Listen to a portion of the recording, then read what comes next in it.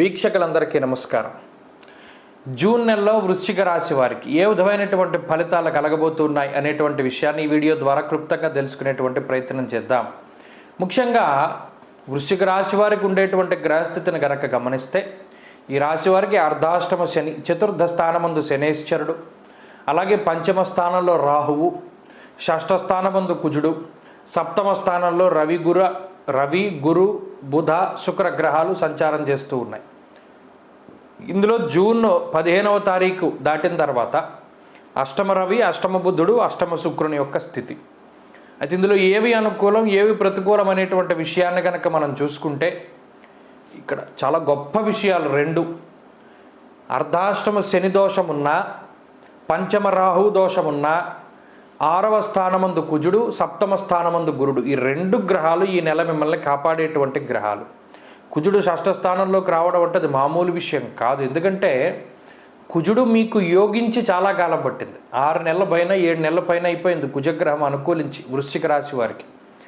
ఇప్పుడు చాలా కాలం తర్వాత ఆ కుజుడు 6వ స్థానంలో అనుకూలమైనటువంటి స్థానంలో ఉన్నారు, ఆ స్థితిలో ఉన్నారు.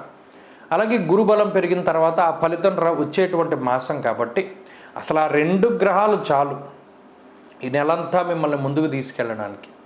అయితే శనేశ్వరుడు వల్ల వచ్చేటువంటి బాధలు ఉంటాయి. ఎందుకంటే వాతశూలం మనక్లేశం భయం స్వస్థానహానికృత్ అన్నారు. అనగా మానసికమైన భయానికి శనేశ్వరుడు కారకుడు.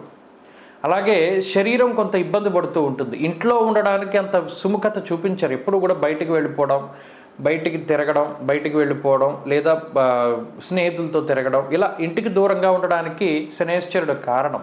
దానితోడు పంచమంలో రాహువు కూడా కొంత మొండితనానికి కారకుడు. మరి ముఖ్యంగా ఏదో ఒక భయం, ఏమో మనకి ఏదైనా అవుతుందేమో, లేదా ఏదైనా ఈ కుక్క కరుస్తుందేమో, లేకపోతే ఈ పాము ఘాటేస్తుందేమో, ఇలా ఏదో పిచ్చ పిచ్చ భయాలన్నమాట. అవి చెప్పుకోలేము. పీడకలలు వస్తే కూడా భయపడిపోతూ ఉంటారు.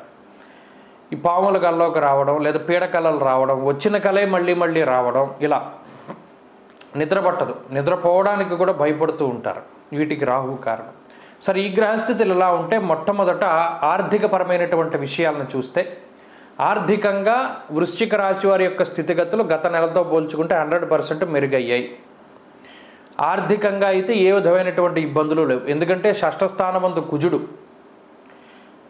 వస్త్రలాభో ధాన్యలాభ ధనలాభ యశస్తథ మనోల్లాస ధర్మసిద్ధి అన్నది శాస్త్రం. అంటే ఇక్కడ మానసికమైనటువంటి ఉల్లాసం గురించి చెప్పారు, లాభం గురించి మాట్లాడారు. అనగా ఇక్కడ మీకు గతంలో కోల్పోయినటువంటి ధనము ద్రవ్యము వాటిని తిరిగి సంపాదించుకుంటూ ఉండడం, గతంలో కోల్పోయినటువంటి ఆరోగ్యాన్ని సంపాదించుకోవడం, రుణబాధల నుండి బయటపడడం, అలాగే శత్రువుల నుండి మిమ్మల్ని మీరు కాపాడుకోవడం, అలాగే రోగబాధల నుండి బయటపడడం, వీటన్నిటికీ కూడా కుజుడు కారణం. కాబట్టి విద్యాలాభాన్ని, అలాగే జయాన్ని, ఆర్థిక లాభాన్ని, మానసిక ప్రశాంతతని, వీటన్నిటినీ కూడా కుజుడు కలగజేస్తూ ఉంటారు. కాబట్టి ఆర్థికపరమైనటువంటి విషయాలు, అటు గురుడు కూడా సప్తమ స్థానంలో చాలా గొప్పగా ఆర్థికంగా ఉపయోగపడేటువంటి గ్రహం. గాత్ర గాంభీర్య పోషణం అన్నారు.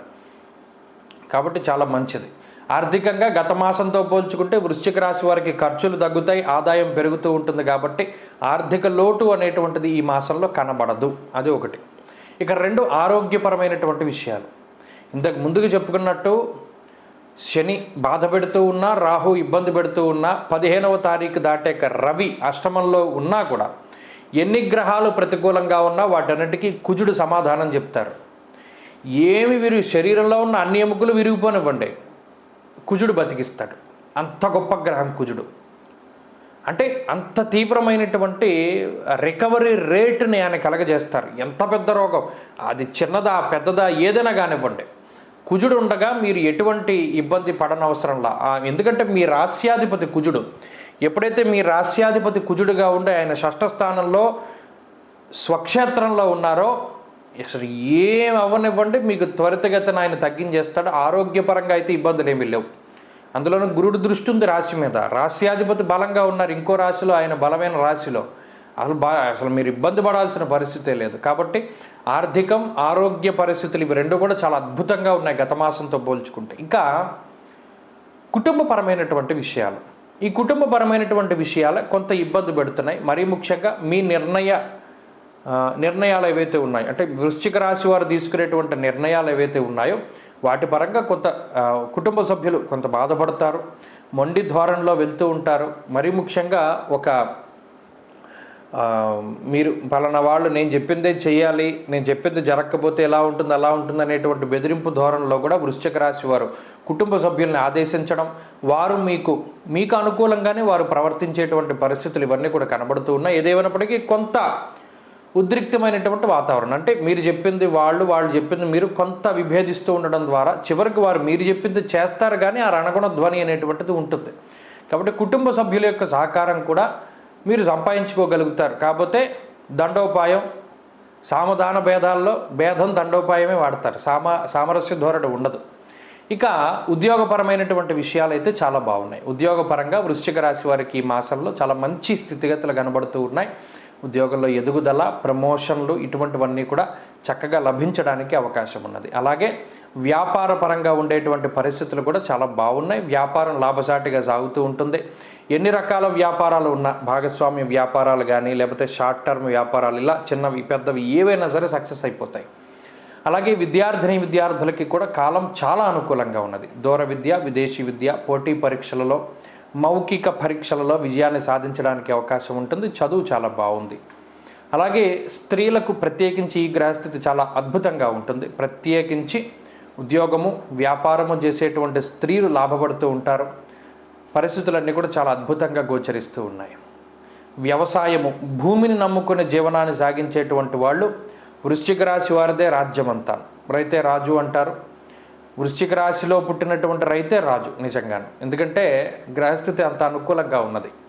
కాబట్టి ప్రత్యేకించి వృశ్చిక రాశి వారికి మేతో పోల్చుకుంటే జూన్ చాలా బాగున్నట్టు.